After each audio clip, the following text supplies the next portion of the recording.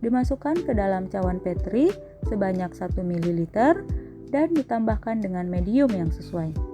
Untuk bakteri menggunakan medium Na, sedangkan untuk jamur menggunakan medium PDA. Pengerjaan tersebut dilakukan berdasarkan prinsip metode tuang. Dan yang terakhir, cawan Petri diinkubasi selama 1 kali 24 jam pada suhu 37 derajat Celcius untuk bakteri, sedangkan 3 kali 24 jam pada suhu 25 derajat Celcius untuk jamur. Tahapan pengujian jumlah coliform. Pengujian jumlah coliform menggunakan beberapa seri tabung, yakni seri tabung 3, seri tabung 5, dan kelipatannya. Pada video kali ini, kita akan membahas pengujian seri tabung 3. Berikut prosedur pengujiannya.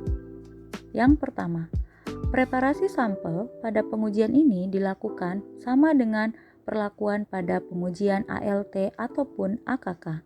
Namun hanya menggunakan 3 pengenceran awal saja. Yang kedua, 1 ml larutan sampel dimasukkan ke dalam masing-masing tabung untuk masing-masing seri pengenceran.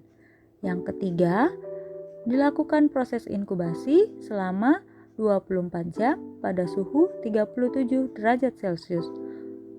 Yang keempat, diamati perubahan warna dan adanya gelembung gas.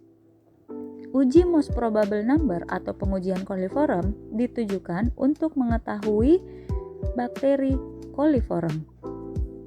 Selanjutnya, tahap pengujian mikroba patogen. Selanjutnya, tahap pengujian mikroba patogen. Yang pertama, 1 OC biakan positif pada medium diperkaya, yakni LB pada pengujian MPN, selanjutnya diinokulasi pada medium EMBA. Hal ini dilakukan untuk mendeteksi bakteri Escherichia coli. Hasil positif ditandai dengan terbentuknya warna hijau metalik pada medium.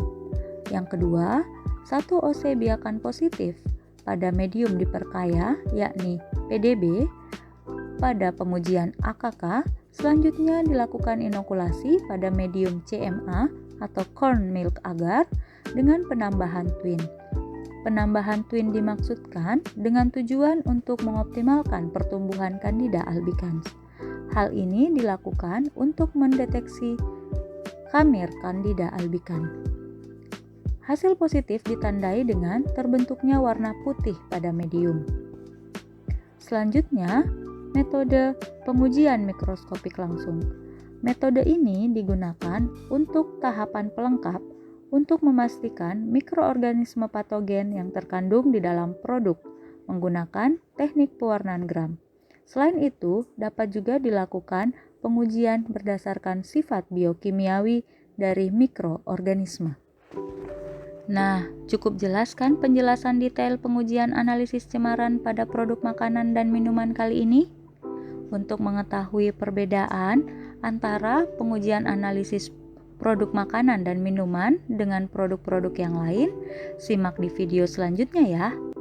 Sedikit ilmu yang dibagi jauh lebih bermanfaat dibandingkan hanya digunakan untuk diri sendiri.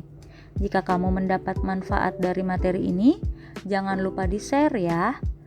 Dan untuk mendukung channel ini menjadi lebih baik, jangan lupa like, comment, and subscribe ya. Terima kasih. Assalamualaikum warahmatullahi wabarakatuh.